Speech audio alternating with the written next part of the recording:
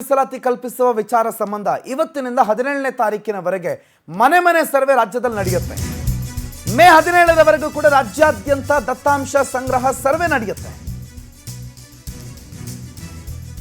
ಪರಿಶಿಷ್ಟ ಜಾತಿಯ ಒಳ ಮೀಸಲಾತಿ ಕಲ್ಪಿಸುವ ವಿಚಾರಕ್ಕೆ ಸಂಬಂಧಪಟ್ಟಂತೆ ನೇರವಾಗಿ ಪರಿಶಿಷ್ಟ ಜಾತಿಯ ಎಲ್ಲರನ್ನ ಸಂಪರ್ಕಿಸುವ ಕೆಲಸವನ್ನ ಈ ಅಧಿಕಾರಿಗಳು ಮಾಡ್ತಾರೆ. ಮನೆ ಮನೆಗೆ ತೆರಳಿ ಮಾಹಿತಿಗಳನ್ನು ಸಂಗ್ರಹಿಸ್ತಾರೆ, ದತ್ತಾಂಶಗಳನ್ನು ಸಂಗ್ರಹಿಸ್ತಾರೆ. ನ್ಯಾಯಮೂರ್ತಿ ಎಚ್.ಎನ್.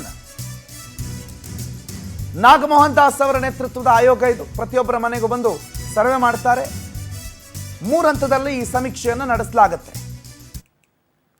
ಒಳ ಮೀಸಲಾತಿ ಜಾರಿ ತರುವಂಥ ವಿಚಾರಕ್ಕೆ ಸಂಬಂಧಪಟ್ಟಂತೆ ನಂಬರ್ಸ್ಗಳನ್ನು, ಒಳ ಮೀಸಲಾತಿ ವಿಚಾರಕ್ಕೆ ಈಗಾಗಲೇ ಇರುವಂಥ ಡಾಕ್ಯುಮೆಂಟೇಷನ್ ಅಥವಾ ಯಾರು ಎಷ್ಟು ಜನ ಒಳ ಮೀಸಲಾತಿ ಒಳಪಡೋರು, ಎಷ್ಟು ಜನ ಯಾರ್ಯಾರು ಒಳ ಮೀಸಲಾತಿ ಒಳಗೆ ಬರೋದಿಲ್ಲ, ಇವೆಲ್ಲದರ ಸರ್ವೆ ನಡೆಸ್ತಾ ಇದ್ದಾರೆ. ಪ್ರತಿ ಮನೆಗೆ 17ನೇ ತಾರೀಕಿನವರೆಗೆ ಹೋಗಿ ಅವರ ಡೀಟೇಲ್ಸ್ಗಳನ್ನು ಮನೆಯವರಿಂದ ಪಡೆದು ಮಾಹಿತಿಗಳನ್ನು, ಶಿಕ್ಷಣ, ಅವರ ಆರ್ಥಿಕ ಪರಿಸ್ಥಿತಿ, ಮನೆಯಲ್ಲಿರುವ ವಾಹನಗಳ ಪರಿಸ್ಥಿತಿ ಇವೆಲ್ಲವನ್ನು ನೋಡಿಕೊಂಡು ಆ ಸಮೀಕ್ಷೆಯನ್ನು ಮಾಡಿಸಲಾಗುತ್ತೆ. ಆದರೆ ಈ ಸಮೀಕ್ಷೆ ಜಾತಿ ತಿಕ್ಕಾಟಕ್ಕೆ ಬ್ರೇಕ್ ಹಾಕುತ್ತಾ, ಗೊಂದಲಗಳು ಸರಿಯಾಗಬೇಕು ಅಂತ ಅನೇಕ ಸುತ್ತಿನ ಸಭೆಗಳು ನಡೆದಿವೆ.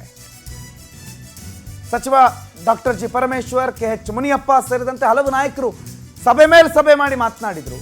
ಎಚ್.ಸಿ. ಮಹದೇವಪ್ಪನವರು, ಪ್ರಿಯಾಂಕ್ ಖರ್ಗೆ ಎಲ್ಲ ದಲಿತ ನಾಯಕರುಗಳು ಸಭೆಯಲ್ಲಿ ಎಂಪಿರಿಕಲ್ ಡೇಟಾ ಇಲ್ಲದೆ ಅವ್ರಿಗೆ ಗೊಂದಲ ಆಯಿತು. ಡೇಟಾ ಇಲ್ಲ, ಹಾಗಾಗಿ ಸಮೀಕ್ಷೆ ನಡೆಸೋದಕ್ಕೆ ಆಯೋಗ ಮುಂದಾಗಿದೆ. ಡೇಟಾ ಕಲೆಕ್ಟ್ ಮಾಡೋಣ ಮೊದಲಿಗೆ ಅಂತ. ಸೊ ಒಳ ಮೀಸಲಾತಿ ಗೊಂದಲ ಸರಿಪಡಿಸೋದಕ್ಕೆ ಇದು ಮೊದಲ ಹೆಜ್ಜೆ, ಡೇಟಾ ಕಲೆಕ್ಷನ್. ನ್ಯಾಯಮೂರ್ತಿ ಎಚ್.ಎನ್. ನಾಗಮೋಹನ್ ದಾಸ್ ಅವರ ನೇತೃತ್ವದ ಆಯೋಗ ಈ ಒಳ ಮೀಸಲಾತಿ ನಿಗದಿಗೆ ದತ್ತಾಂಶ ಕಲೆಕ್ಟ್ ಮಾಡೋ ಕೆಲಸದ ಹೊಣೆಗಾರಿಕೆಯನ್ನು ಹೊತ್ತುಕೊಂಡಿದೆ. ಈ ಹಿನ್ನೆಲೆಯಲ್ಲಿ ಸಮೀಕ್ಷೆ ನಡೆಸಿ ದತ್ತಾಂಶಗಳನ್ನು ಸಂಗ್ರಹಿಸಿ ವರದಿ ಕೊಡಲಾಗುತ್ತೆ. ಆಯೋಗಕ್ಕೆ 2 ತಿಂಗಳು ಗಡುವು ಕೊಟ್ಟಿದೆ ಸರ್ಕಾರ, 2 ತಿಂಗಳೊಳಗಡೆ ವರದಿ ಕೊಡಬೇಕು ಅಂತ. ಸೊ ಆಯೋಗ ಮನೆಗೆ ತೆರಳಿ ಈ ಸಮೀಕ್ಷೆಯನ್ನು ನಡೆಸುತ್ತೆ. ರೂಪೇಶ್ ಈ ಬಗ್ಗೆ ಹೆಚ್ಚಿನ ಮಾಹಿತಿ ಕೊಡ್ತಾರೆ, ನೇರ ಸಂಪರ್ಕದಲ್ಲಿ ಜಾಯ್ನ್ ಆಗಿದ್ದಾರೆ. Rupesh, good morning. ಈ ಒಳ ಮೀಸಲಾತಿಯ ಸಮೀಕ್ಷೆ ಜಾತಿಗಳ ನಡುವಿನ ಕಂದಕವನ್ನು ಕ್ಲಿಯರ್ ಮಾಡುತ್ತಾ ಅಥವಾ ಮತ್ತಷ್ಟು ಕಂದಕವನ್ನು ಸೃಷ್ಟಿ ಮಾಡುತ್ತಾ? ಏನು ನಡೆಯುತ್ತೆ 17ನೇ ತಾರೀಕಿನವರೆಗೆ ರೂಪೇಶ್?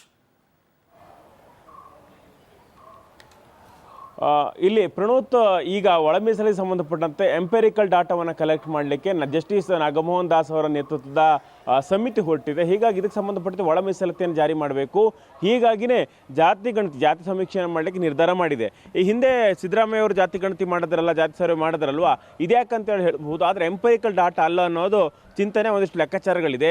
ಹೀಗಾಗಿ ಅಲ್ಲೂ ಕೂಡ ಗೊಂದಲಗಳಿದೆ. ಯಾಕಂದರೆ ಆದಿ ಕರ್ನಾಟಕ ಅಂತೇಳಿ ಬರೀತಾರೆ, ಆದಿ ದ್ರಾವಿಡ್ ಅಂತ ಬರೀತಾರೆ. ಹೀಗಾಗಿ ಆದರೆ ಒಂದು ಕಡೆ ಯಾಕಂತ ಹೇಳಿದ್ರೆ ಬೇರೆ ಜಾತಿಗೆ ಬೇರೆ ರೀತಿಯ ಹೆಸರನ್ನು ಕರೀತಿದ್ರು. ಆದರೆ ಈಗ ಬೇರೆ ಕಡೆ ಯಾಕಂತ ಹೇಳಿದ್ರೆ ಈಗ ಬೆಳಗಾವಿ ಭಾಗದಲ್ಲಿ ಆದಿ ಕರ್ನಾಟಕ ಅಂದರೆ ಬೇರೆ ಯಾವುದೇ ಸಮುದಾಯಕ್ಕೆ ಇಲ್ಲಿ ದಕ್ಷಿಣ ಕರ್ನಾಟಕದಲ್ಲಿ ಇಲ್ಲಿಗ ಆದಿ ಕರ್ನಾಟಕ ಅಂತಲೇ ಕರೀತಾರೆ. ಹೀಗಾಗಿ ಸಾಕಷ್ಟು ಗೊಂದಲಗಳಿತ್ತು. ಹೀಗಾಗಿ ಇಲ್ಲಿಗ ಸರಿಯಾಗಿ ಗೊತ್ತಾಗಬೇಕಾಗುತ್ತೆ. SCಯಲ್ಲಿ ಲೆಫ್ಟ್ ರೈಟ್ ಅಂತೇಳಿ ಎಲ್ಲ ಒಳಪಂಗಡಗಳು ಸಾಕಷ್ಟು ಇದ್ದಾವೆ. ಹೀಗಾಗಿ 101 ಜಾತಿಗಳ ಸಮೀಕ್ಷೆಯೂ ಕೂಡ ಆಗಬೇಕು ಅಂತೇಳಿ ಜಾತಿ ಗಣತಿಯನ್ನು ಮಾಡಲಾಗ್ತಾ ಇದೆ.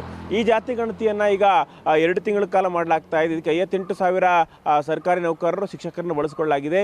ಹೀಗಾಗಿ ಇದನ್ನು ದೊಡ್ಡ ಮಟ್ಟಕ್ಕೆ ಇದನ್ನು ಇಂಪ್ಲಿಮೆಂಟ್ ಮಾಡಬೇಕಾಗುತ್ತೆ. ಒಳ ಮೀಸಲಾತಿಯನ್ನು ಕೊಡಬೇಕಾಗುತ್ತೆ. ಒಳ ಮೀಸಲಾತಿ ಕೊಡಬೇಕಾದ್ರೆ ಒಂದಿಷ್ಟು ಸೈಂಟಿಫಿಕ್ ಡಾಟಾ ಇದ್ರೆ ಮಾತ್ರ ಸಾಕಾಗುತ್ತೆ. ಹೀಗಾಗಿ ಈಗ ದಲಿತರನ್ನ ಒಂದು ಸರ್ವೆ ಮಾಡಿ ಸಮೀಕ್ಷೆ ಮಾಡಲಿಕ್ಕೆ ಈ ಒಂದು ಸಮಿತಿ ಇವತ್ತಿನಿಂದ ಕಾರ್ಯನಿರ್ವಹಿಸುತ್ತೆ. CM ಸಿದ್ದರಾಮಯ್ಯನವರು ಇವತ್ತು 11 ಗಂಟೆಗೆ ಸುದ್ದಿಗೋಷ್ಠಿ ಮಾಡ್ತಾರೆ. ಸುದ್ದಿಗೋಷ್ಠಿ ಮಾಡಿ ಇಲ್ಲಿ ಯಾರೂ ಕೂಡ ಕನ್ಫ್ಯೂಸ್ ಮಾಡ್ಕೋಬೋದು. ಯಾಕಂದರೆ ಆದಿ ಕರ್ನಾಟಕ, ಆದಿ ದ್ರಾವಿಡ್ ಅಂತ ಜಾತಿ ಅಲ್ಲ. ಅಂದರೆ ಆದಿ ಅಂದರೆ ಕರ್ನಾಟಕದಲ್ಲಿ ಇದ್ದವರು, ಮೊದಲಿಂದ ಇದ್ದವರು. ಆದಿ ದ್ರಾವಿಡ ಅಂತ ಹೇಳಿದ್ರೆ ದಕ್ಷಿಣ ಭಾರತದಿಂದ ಕರ್ನಾಟಕ ವಲಸೆ ಬಂದವರು ಅಂತೇಳಿ ಆಗುತ್ತೆ. ಹೀಗಾಗಿ ಯಾವುದೇ ರೀತಿ ಕನ್ಫ್ಯೂಸ್ ಮಾಡ್ಕೊಳ್ಳೋದು ಬೇಡ ಅಂತೇಳಿ ದಲಿತ ನಾಯಕರು ಕರೆ ಕೊಟ್ಟಿದ್ದಾರೆ. ಹೀಗಾಗಿನೇ ಸ್ಪಷ್ಟವಾಗಿ ಜಾತಿ ಬಾರಿಸುವಂತೆ ಕರೆ ಕೊಟ್ಟಿದ್ದಾರೆ Pranoth. Okay, thank you Rupesh ಮಾಹಿತಿಗೆ.